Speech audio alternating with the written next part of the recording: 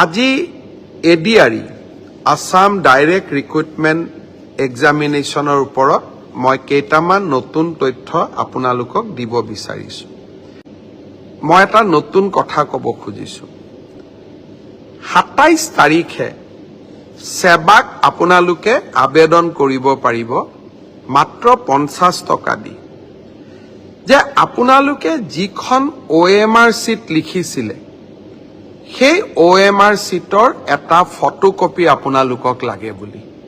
অৰ্থাৎ আপোনালোকে লিখি থৈ অহা OMR চিটখন 27 তাৰিখৰ পৰা সেৱাৰ কাৰ্যালয়ত আবেদন কৰি সেৱাই তাৰ ধুনীয়া বিজ্ঞাপন দিব কেনেকে এডভাৰটাইজ কেনেকে আবেদন কৰিব লাগে।